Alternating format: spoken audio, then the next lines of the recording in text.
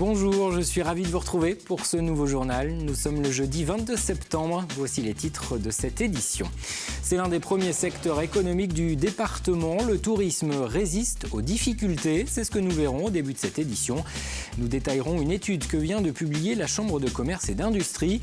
Le tourisme français a souffert cet été des conséquences des attentats, mais pas la Vendée. Les professionnels ont été épargnés. Ils ont fait une bonne saison. Financer la recherche pour trouver un moyen de guérir la mucoviscidose, c'est l'objectif des Virades de l'Espoir qui auront lieu ce week-end. Plusieurs animations sont prévues. La famille Bernard sera mobilisée. Elle se bat depuis 16 ans contre la maladie, depuis la naissance de Manon. Sa sœur Louise, âgée de 7 ans, est également atteinte de la mucoviscidose. Rencontre dans ce journal. Et puis Gladys Lemoussu de retour de Rio. La Vendéenne participait à ses premiers Jeux paralympiques. Elle a offert à la France sa première médaille en triathlon. Une fierté pour elle, mais aussi pour son club de Saint-Jean-de-Mont qui l'a accueillie comme une championne. L'économie vendéenne se porte mieux, c'est la Chambre de commerce et d'industrie qui l'affirme.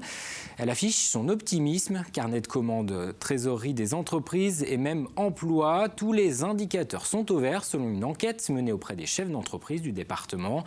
Du jamais vu depuis 2008. La Vendée semble donc sur la voie de la reprise, tirée notamment par le tourisme. C'est l'une des locomotives de l'économie vendéenne. Selon la CCI, la Vendée s'en est mieux sortie cet été que le reste de la France. Une nouvelle étude confirme les tendances positives déjà évoquées ces dernières semaines. Pierre Dalicieux. On peut dire que cette saison 2016 s'est passée en deux temps bien marqués. L'avant-saison avec une météo mauvaise, peu de ponts, un contexte social et géopolitique tendu. Bref, avant le 10 juillet, les professionnels du secteur avaient peur pour la suite. On se disait, et si la météo continue, et si les clients ne viennent pas, on fait quoi ? On a une belle filière, le tourisme est très intéressant, mais on se rend compte que c'est quand même une économie fragile, fragilisée par la météo et par effectivement la conjoncture géopolitique. Et puis mi-juillet, la tendance bascule, le soleil s'installe de manière durable et avec lui les réservations. Beaucoup de dernières minutes se font de plus en plus nombreuses. Camping, hôtels, restaurants, l'ensemble des secteurs du tourisme vendéen retrouvent le sourire. À partir du 10 juillet, il y a eu un renversement de tendance.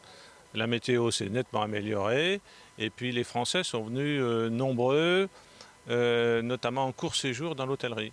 Passer des 2-3 nuits, mais ça a assuré le remplissage avec un turnover important. Le tourisme emploie en Vendée plus de 7000 salariés. C'est un pan de l'économie important et qui n'est pas le seul à s'éclaircir. Le commerce se porte mieux, l'industrie aussi, malgré une baisse d'activité liée au Brexit et au ralentissement de la Chine. Près de 40% des chefs d'entreprise vendéens, tous secteurs confondus, ont constaté cette année une amélioration de leur niveau d'activité, du jamais vu depuis 2008. C'est la première fois depuis le début de la crise qu'on a un optimisme quasi général. Alors maintenant, dans le tourisme aussi, il faut voir si cet optimisme va être suivi des faits, c'est-à-dire se prolonger dans le temps. On l'espère, puisqu'il y a l'événement Vendée Globe, notamment pour le tourisme, ça va jouer énormément. Et puis il faut que d'une manière générale, sur l'ensemble de l'économie, il y ait aussi des résultats qui soient là pour que les entreprises puissent investir et se développer. Une saison 2016 plutôt bonne contre toute attente, que viendra clore le Vendée Globe et son million de visiteurs attendus. En bref, la terre a tremblé ce jeudi en Vendée. C'était à 4h du matin. Un séisme de magnitude 3,5 dont l'épicentre se situe à l'ouest de Noirmoutier. Il a pu être ressenti légèrement jusqu'à Saint-Jean-de-Mont et l'Île-Dieu sans faire de dégâts. Les élus du conseil départemental ont fait leur rentrée ce jeudi. La 3e session de l'année s'est ouverte à Saint-Prouan. Parmi les sujets évoqués, la question de l'accueil des migrants, mais aussi les conditions de détention dans les prisons vendéennes. Les maisons d'arrêt de Fontenay-le-Comte et de La Roche-sur-Yon sont parmi les plus surpeuplées de France. Cette semaine, le ministre de la Justice a annoncé qu'1 milliard d'euros devrait être consacré l'an prochain à la création de cellules supplémentaires.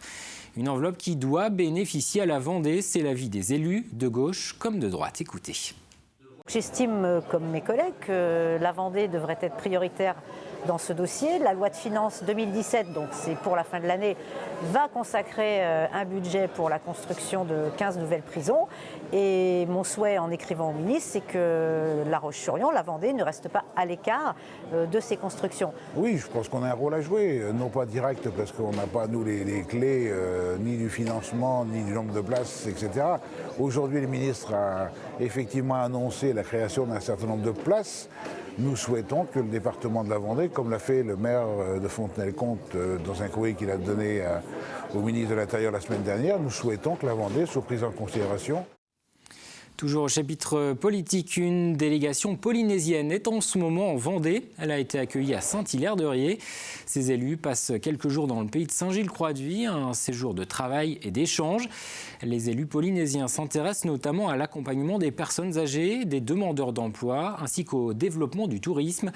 Objectif, déterminer si des dispositifs existants en Vendée peuvent être mis en place en Polynésie française. En Polynésie, les communes souhaiteraient être acteurs du développement économique sur son territoire.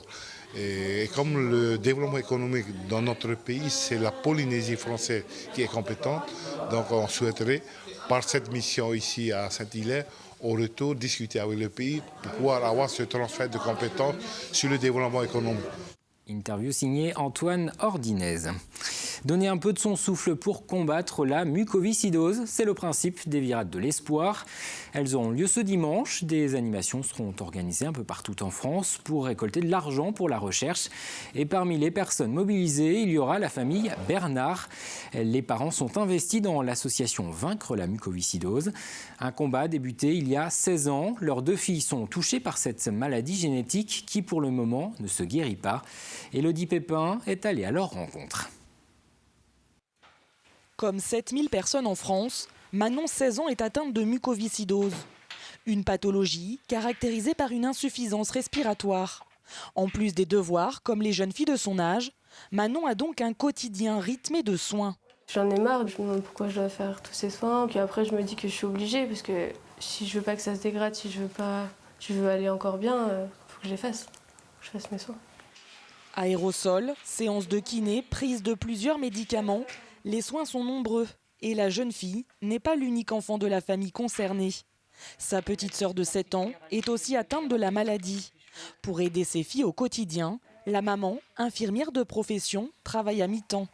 Avec les 2, j'ai diminué le temps de travail pour l'organisation des soins, pour l'organisation du quotidien, pour être au plus près des filles aussi quand elles en ont besoin.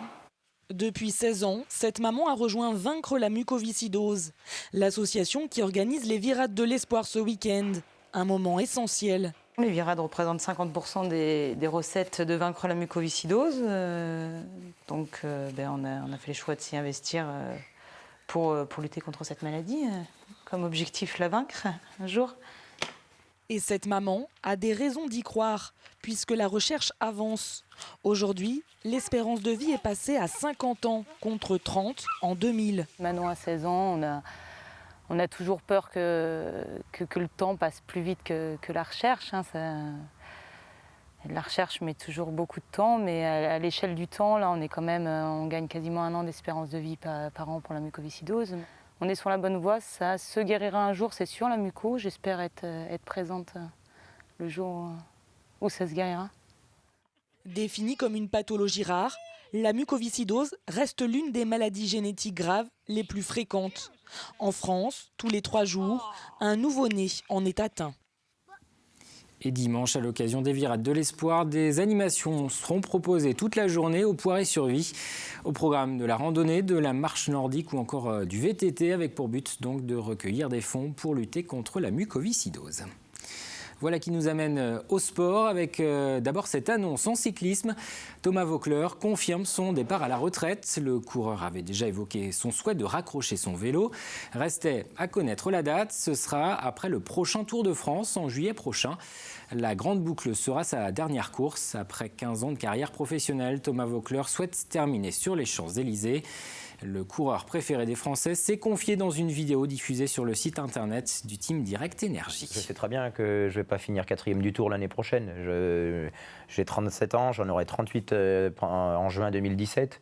Le corps, il a aussi, il décline un petit peu physiquement. Le niveau auquel on évolue, on perd quelques pourcents de force ou de conditions physiques et ça fait des différences énormes sur le terrain. Donc c'est ma dernière année, je le sais, mais c'est pas une tournée d'adieu, ça c'est clair. Thomas Voeckler que l'on pourrait voir la semaine prochaine au départ du Tour de Vendée. Elle a remporté la toute première médaille olympique de l'histoire du triathlon français. Gladys Lemoussu est de retour. L'athlète vendéenne participait aux Jeux paralympiques de Rio. Elle revient du Brésil avec une médaille de bronze autour du cou et des souvenirs plein la tête. La jeune femme de 27 ans a été acclamée ce mercredi comme une championne par les enfants du club de triathlon de Saint-Jean-de-Mont où elle est licenciée. Un club fier d'elle. Pierre Dalicieux, Aurélien Huard.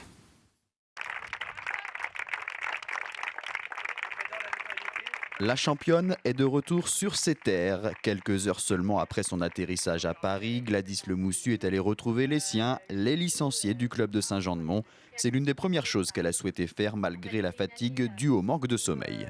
C'est mon club, on va dire natal, c'est lui qui m'a vu grandir, évoluer, donc pour moi c'était important. Et puis pour les jeunes aussi, je pense que c'est vraiment intéressant que je sois venue.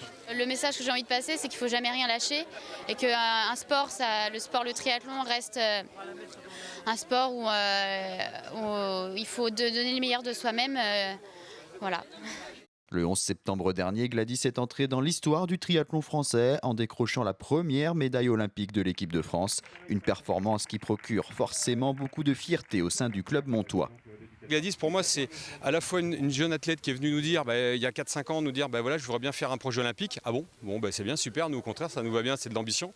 Et puis à partir de son projet, on a tout structuré, on a mis en place un certain nombre de choses, on lui a mis une structure en place pour l'accompagner. Donc c'est ça, c'est cette richesse, ça veut dire que c'est le club qui s'est construit, une partie s'est construite autour d'elle. Donc c'est ma fierté aujourd'hui, elle est d'avoir pu mettre ça pour avoir ce résultat. Sur les 260 licenciés que compte le club de Saint-Jean-de-Mont, beaucoup côtoient Gladys à l'entraînement. Ce mercredi, tout le monde voulait sa photo aux côtés de la championne et sa médaille. Je la vois tous les lundis quand je vais nager, je la vois parfois le vendredi à entraînement. Donc ça fait bizarre de se dire que maintenant, celle que je vois Gladys, maintenant c'est une championne olympique, elle était sur le podium olympique. On est fiers, on est content qu'elle ait réussi. Ça fait toujours plaisir, une médaille pour notre club et ça fait une fierté qu'elle soit de Saint-Jean-de-Mont. On peut se dire qu'on a la chance de côtoyer une championne olympique, quoi. Voir quelqu'un gagner une médaille comme ça, c'est extraordinaire. Après de longues semaines et de longs mois de préparation, Gladys Lemoussu va maintenant pouvoir profiter d'un peu de repos. Un nouveau cycle démarrera ensuite avec en ligne de mire les prochains Jeux en 2020 à Tokyo. En football, ce sera la 8e journée du championnat national ce vendredi. Match à domicile pour les Herbiers qui reçoit Belfort au stade Massabielle. Coup d'envoi à 20h, une rencontre qui pourrait permettre à l'équipe vendéenne de s'éloigner un peu des dernières places du classement. Les Arbretais sont actuellement 16e, les Belfortins sont 15e. Ne soyez pas surpris ce week-end si vous croisez sur les routes vendéennes des centaines de pilotes avec des casques roses ou bleus. Ce seront tout simplement les participants du Grand Prix de la Meule Bleue. La 3e édition a lieu samedi. 700 chefs d'entreprise venus de toute la France seront au départ de ce rallye en mobilette, lancé comme un défi à la morosité économique. Après un départ samedi matin des Sables d'Olonne, le cortège doit arriver vers 13h sur la plage de Sion à Saint-Hilaire-de-Riez, où une tour Eiffel a été montée ces derniers jours. Un clin d'œil au prologue organisé à Paris il y a 2 semaines. Et l'organisateur de cette Meule Bleue, Philippe Mindron, invite le public à participer à la fête. Écoutez. Il va y avoir une espèce d'immense parade où j'invite vraiment tout le monde à venir parce que ça va être historique. À Saint-Hilaire-de-Riez. Donc une parade de cabines de plage. Alors ça, vous le verrez qu'une fois dans votre vie. Voilà, plusieurs centaines, plus de 500 cabines de plage sur des roues, customisées aux couleurs de l'entreprise, des entreprises. Et tout ça sur le thème des hippies de Woodstock, parce que c'est notre thème de cette année. Et à noter qu'un concert gratuit ouvert à tous lancera cette 3e édition du Grand Prix de la Meule Bleue. Sur scène, le groupe Elmer Footbeat. Ce sera ce vendredi soir à Saint-Hilaire-de-Riez. L'automne est arrivé, c'est officiel sur les calendriers depuis ce jeudi, mais la saison touristique se poursuit. L'arrière-saison est plutôt agréable côté météo et certains professionnels ont d'ailleurs conservé une activité aussi soutenue que cet été. Exemple dans le Marais Poitevin à Danvix, le Colibert fait le plein. Ce restaurant flottant met en avant les produits du terroir, des croisières gourmandes qui affichent complet d'avril à octobre. Cyril Guillet. Oui, c'est la table numéro 4. Donc ça va être la deuxième table à droite. 11h30, les premiers clients du Colibert 2 montent à bord. Et aujourd'hui, à l'image de cette saison, le navire affiche complet. Là, on est complet aujourd'hui, comme depuis au moins 3-4 mois. C'est vrai qu'on a la chance de bien fonctionner. Et là, oui, on est à 5 minutes de partir, le temps de servir l'apéritif. Une fois les 104 convives embarqués, reste à larguer les amarres pour 3h30 de croisière à la découverte de la Sèvre niortaise. Pendant ces quelques heures, vous avez profité des paysages que vous offre le Marais Poitevin. Pendant ces quelques heures, vous avez profité du repas. Au cours de cette balade et de ce repas, je vais essayer de vous présenter la région sous forme d'un commentaire. Naissance géologique, situation géographique, lien entre le Marais et l'histoire de France, Christian est incollable sur tous ces sujets. Et côté pilotage, c'est Charlie qui est à la manœuvre. Les points qui vont être un peu les plus compliqués finalement, ça va être les petites passerelles. Après vous avez l'écluse bien sûr, là on va passer l'écluse des Bourdettes par exemple. Donc là on a peu de marge d'erreur justement de chaque côté du bateau, sachant que le bateau fait 5,16 m avec les protections et que la largeur de l'écluse est de 5,20 m. Donc il faut réussir à rentrer les 30,47 m du bateau dans cette écluse. Une opération délicate qui oblige le personnel à descendre du Colibert, car ici l'éclusage se fait à la main. Alors tout est manuel sur la Sèvre niortaise, sauf quelques écluses qui sont semi-automatiques. Un folklore qui rajoute au charme de cette croisière et qui permet de passer du département de la Vendée aux Deux-Sèvres. Une fois l'ouvrage franchi, Christian et le reste de l'équipe reprennent leur rôle, même si sur ce bateau, il faut être au four et au moulin. Il faut être partout sur le bateau, pas le choix. On vit dans un endroit confiné, donc il faut que tout le monde fasse tout. À la vitesse de 8 km/h, le paysage déroule sous les yeux des convives qui découvrent la faune et la flore de ce lieu unique. On allie la gastronomie au plaisir de voir le Marais Poitevin. J'ai fait le Marais Poitevin à travers les petites barques, mais jamais en croisière. C'est une autre façon d'approcher et qui est, ma foi, fort intéressante. C'est dépaysant, c'est reposant et je dis c'est bien sympa.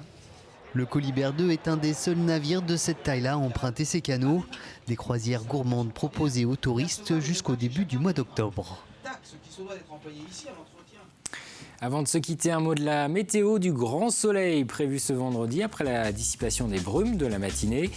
Les minimales seront conformes au normal de saison, 10 à 14 degrés. Les maximales seront comprises entre 21 et 25. Le bulletin complet, c'est dans un instant avec Fanny Poirier. Les programmes continuent sur TV Vendée. Ne manquez pas le premier numéro du débrief, c'est la nouvelle émission de la rédaction. Carl Laboureux et Hervé Leroc recevront chaque semaine sur le plateau des invités pour revenir avec eux sur l'actualité des derniers jours pour mieux la comprendre. Le débrief, ce sera à retrouver tous les vendredis à 17h. Et puis, comme toujours, fait son retour. L'émission qui évoque la Vendée d'hier et d'aujourd'hui débute une nouvelle saison avec un nouveau présentateur, Jérôme Aubineau. Comme toujours, ce sera à 19h55. C'est la fin de cette édition. Merci de votre attention. Demain, c'est Élodie Pépin que vous retrouverez pour le journal.